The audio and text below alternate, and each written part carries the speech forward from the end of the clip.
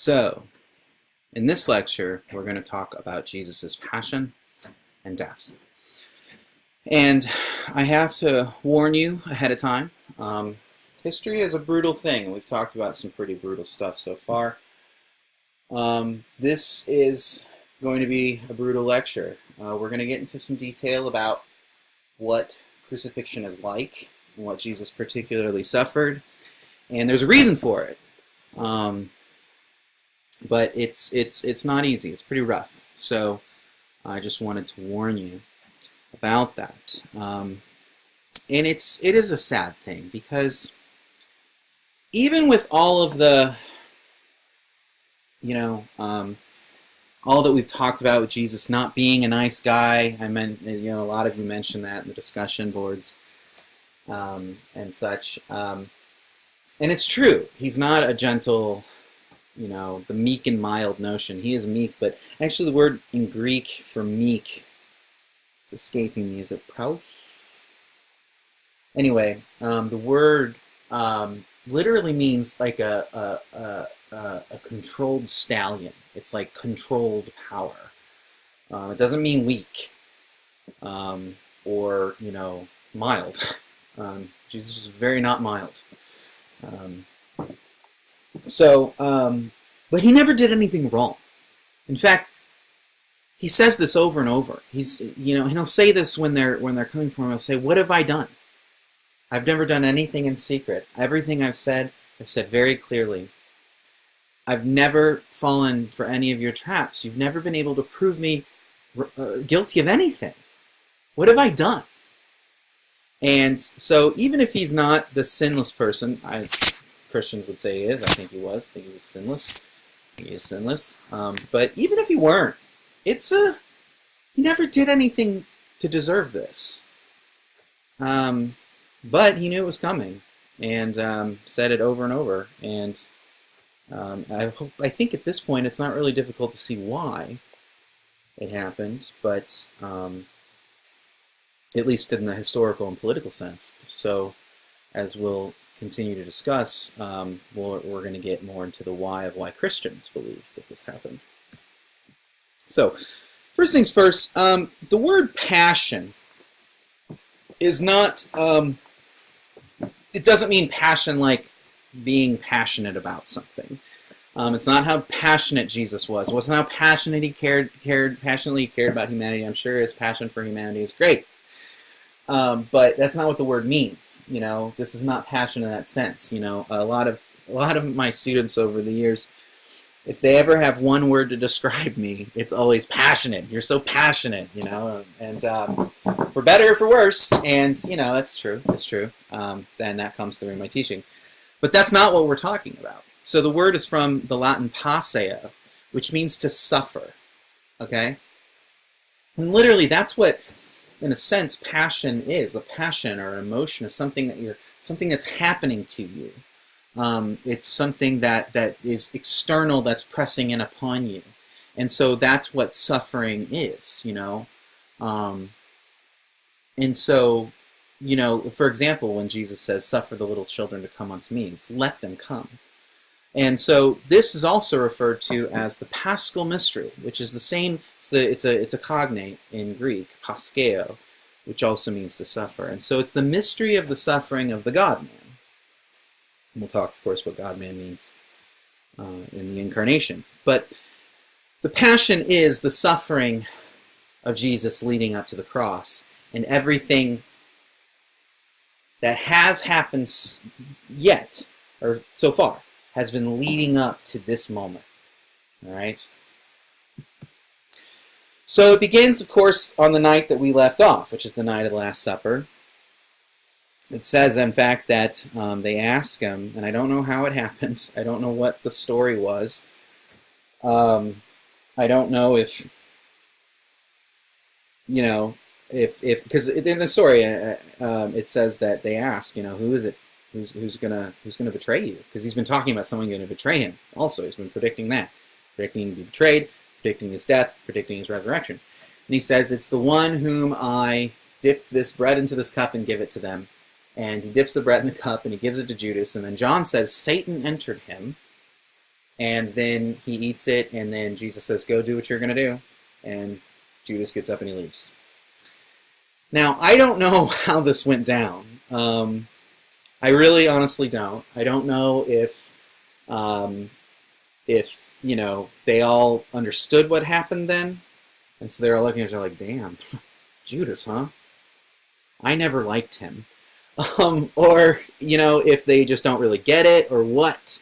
But Judas leaves, and he goes and he sells Jesus for 30 pieces of silver. And then he, goes and he went to the high priest, he gets the 30 pieces of silver, and he then leads the guards to come arrest Jesus. Probably temple guards, probably not Roman guards as it's usually depicted. We definitely know there's like temple Jewish guards there. But in any case, and so this is the betrayed with the kiss moment. Judas tells them, the one whom I go up and kiss, that's Jesus. And so he does, and Jesus, famously says, is this how you betray me, Judas, with a kiss? Now, I can't remember if we've talked about this yet. I think we might have, but just to remember, there are different notions of why Judas did what he did. And not all are bad. Some say he's just greedy and wanted the money. Some interpret it as Judas was trying to kind of kickstart Jesus into gear. If I do this and I make him face arrest, then he'll finally come out, be clear about his role and identity as Messiah, and start the revolts. And so that he had good intentions, but he didn't understand who Jesus was. Or, maybe he was just really evil and was against Messiah and Satan entered him. I don't know. I have my own opinions, but I don't really know for sure. And, either way, anyway, one way or another, you can decide for yourself. Do your own study on it or something. But he betrayed him. And there's a little scuffle, and Peter pulls out a sword and chops a guy's ear off, and then Jesus heals the guy's ear. The one of the guards who's arresting him, he heals his ear, and then he tells Peter, put your sword away, you moron! If I wanted this, I could call 12,000 legions of angels. He who lives by the sword will die by the sword, Jesus says. And then he is arrested and taken away. And so he goes through a night of trials, and basically they take him to the Sanhedrin, which is the Jewish high court, and it's made up of priests, the high priest Ananias, and then he's taken to Herod, and then he's taken back to the Sanhedrin, and they're all kind of questioning him in various ways, and the Sanhedrin one's really the most important one, and people are coming up and they're saying all these things, and they're saying he said this, he said that, some of it's true, some of it's not. They're striking him over and over, they're just beating him as they do it. It's a very humiliating experience. And then finally, Ananias says, all right, listen, cut the bull, what's the deal? Jesus of Nazareth, are you the Messiah or not? And Jesus says, in the first, as far as I can tell, explicit public confirmation of him being Messiah, he says, I am. And you will see me coming back on the clouds in judgment. And they're like, well, that's all we need. That's all we've ever needed. Maybe this is why the secret Messiah stuff is even going on, because it wasn't time for him yet. But this was, they say, all they needed. Ananias tears his robes, which, is not, they're not doing a passion to it, but that's it's like pounding your fist on a desk. It's a sign that something very egregious has happened. And they say, that's it, that's what we need. We can now take you to the Romans and have you executed. Because we can't execute people. We're not allowed to. Remember, we talked about that when we talked about Romans not allowing Jews to keep the law. So now they can have him executed because he said what? Because he said he was Messiah. Which means he said, I am a king. And as we'll talk about, that is a very, very bad thing to say. Well, we can talk about it now. You are no friend of Caesar's. They say, there is no king but Caesar when they're talking to Pilate. You must crucify this man. Why? Because he's a traitor. He's a terrorist. He's a dissenter. He called himself a king against Caesar. Well, Pilate, he's an interesting guy, pretty brutal guy, not a very nice guy, from what we can tell from external sources. The Gospels don't have a weird, like, sort of, not even ambivalent, but he's certainly not against Jesus so much. He's more worried about the crowd and the people in power in Israel and Jerusalem.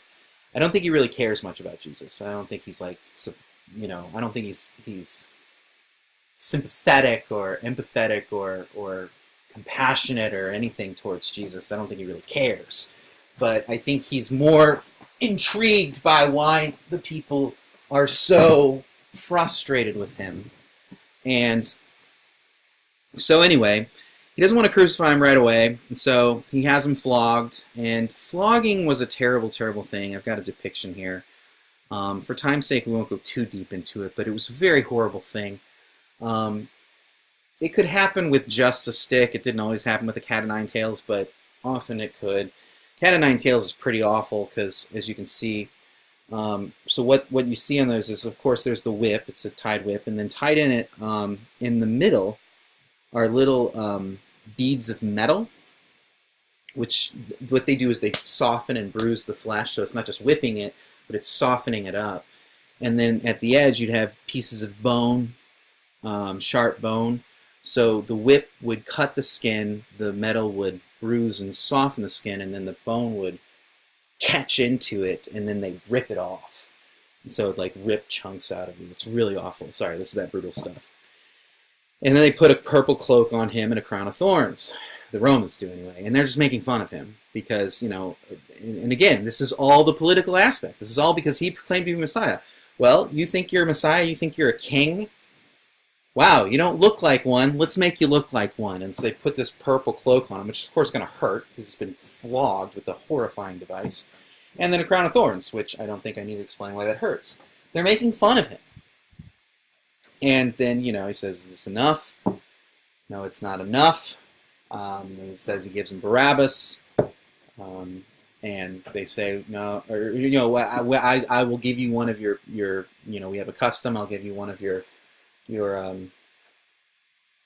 your prisoners back. And they say, we don't want him. We want Barabbas.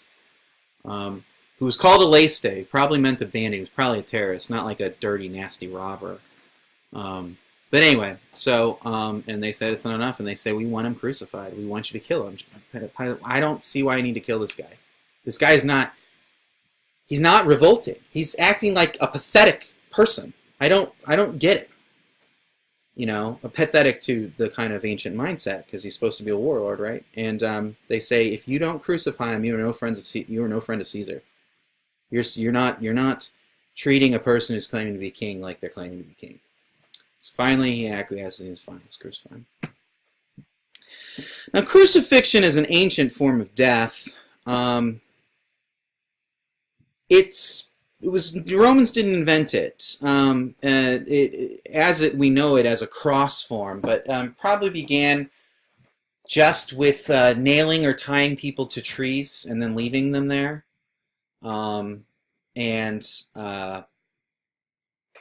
It was practiced by Assyrians. Some did a cross that looked like an axe, or one like this, which is like a pole, just a pole. The Romans had all kinds of ways to kill people, as all governments always have. There's beheading, of course, but there are other ways too. I mean, humans are really, really good at coming up with, sad to say, good ways to kill people. When I was in high school, I took a trip to England, and I visited a castle, Warwick Castle. And there was in the castle, there was like a section of it that was like a museum of like torture and death instruments. It was one of the most disturbing things I've ever been through. And as much as a 17-year-old could understand it, it's probably more disturbing to me now than it was then. Sad to say. But I remember really being really, really really disturbed, unsettled by the fact that they had a rack there. Like, a rack where it's like big wooden rack contraption, and then they torture people on it, pull them apart and stuff. And it was a real one. It wasn't a replica. And you could touch it.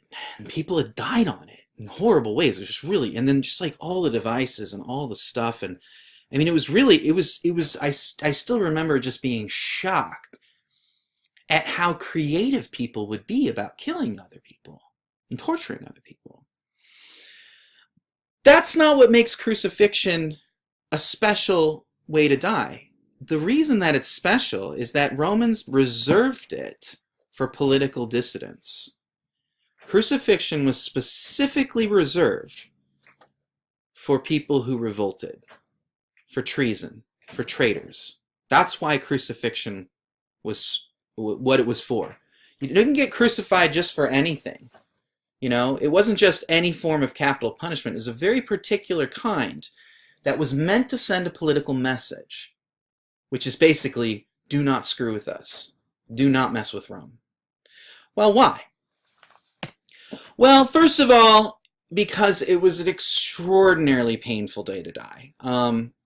It took forever. In fact, the word, so cruxis, crucis is the word for cross in Latin, crux. And so ex crucis means from the cross, and that's actually where we get the word excruciating from. It was an excruciating way to die. You're naked, or maybe have a loincloth, but you're probably naked. And so you're either nailed or tied. Nails would be put through the wrist and the feet. Jesus says as scripture and tradition that he was nailed to the cross. But basically, you're left out there, and you're completely exposed. And not only, you're exposed to the elements, whatever. If it's raining or at night, it would get very cold, and so you'd be freezing. You would be certainly uncomfortable. You can't move. You can't adjust your position. And, animals like birds and stuff can land on you, peck at you. From all the way from that kind of stuff to you can't scratch an itch. Like you're just exposed and unable to do anything about your position. And then your position is specifically chosen that way because you're going to eventually die. It's like slow drowning, basically. So what happens is, with your arms stretched out like this, your diaphragm is put into a position where it has to pull itself up to breathe in, like that, right? And you can't do it like you normally would, and so you have to kind of pull with your arms and press with your feet to kind of lift up your diaphragm enough so you can take in air. Well, eventually those muscles are going to fail, and you will go longer and longer without being able to lift yourself up enough to open your airways and breathe in, until eventually you would asphyxiate. You would be unable. So it's like slow drowning, which is horrible. It could take up to 3 days for some people, depending. Some people never made it past like flogging, because that could kill you. But yeah, so it's just a very terrible way to die. But that's not the only reason. It is public humiliation, right? And it's also a sign, a clear message to anyone. These crucifixes, they're outside the city, yes, but it's not like you don't see them. It's strange to think about this, but we live in a world where public executions are not done in front of big crowds like they used to. But this is a place where, as you're walking into the city to go to the market, you might see a man hung on a cross screaming because he's in pain, or he's scared, or he's being tortured by his position, and you have a clear sense of why he's up there. He did something to make Rome mad. And so it's a death of political significance. Jesus didn't die because he was a nice, humble guy and people just didn't like that. Jesus died because he opposed the powers that be. And he opposed them because he said, I am God's representative. And you all are wrong. That's why he died. Do not miss this. If you miss this, you don't understand. You don't understand Jesus, you don't understand Christianity. Jesus died because he spoke and lived for God, and he critiqued loudly and clearly all the evils that he saw, all the oppression, all the hypocrisy, all the sin. No one escaped Jesus's critique. And Jesus also loved those that were unlovable. He spent time with and proclaiming the poor, the sick, the marginalized, those that society had thrown out. That's why he died, guys. And he didn't just die because God just wanted him to. He died because humans don't want that stuff questioned. They don't want poverty questioned. They don't want racism questioned. They don't want hypocrisy questioned. They don't want violence questioned. They don't want the normal status quo stuff questioned. Jesus died because he refused to accept that this world as it is the way it ought to be. And the powers that be weren't going to allow that continue. Jesus didn't fit with the liberals of his day, the zealots, and didn't fit with the conservatives, didn't fit with the rich, didn't fit even with the poor in a lot of ways. And so they killed him. And Christians, we see that as representative of ourselves. Christians, remember, we have this robust notion of the fall, that we're all sinners. That if Jesus were to come into our lives, he might have words like that for us too. Even Peter, his great disciple, betrays him 3 times, says, I don't know him. I don't know that guy. Because he didn't want to die. He rejects Jesus. There's a painting by Rembrandt. I think it's Rembrandt. Gosh, I could have got it, showed it to you. It shows Jesus being crucified, and you see all these people, and they're in robes or whatever. And then right towards the back, there's one guy dressed in, 16th century clothing or 15th century clothing. I don't know. My dates are all off. But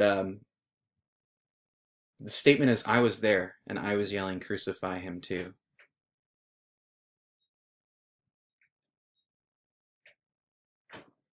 John says that Jesus came to his own, i.e. humans, and they did not recognize him. And then they killed him.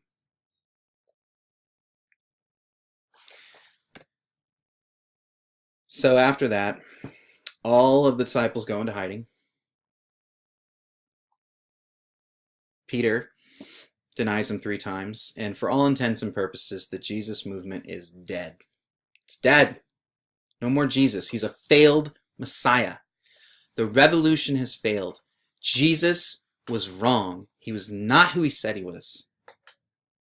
That's Holy Saturday. That's the moment after the resurrection. They take him down. They put him in a rock. He's dead. The movement's done. Jesus is just another failed Messiah. So, what happened?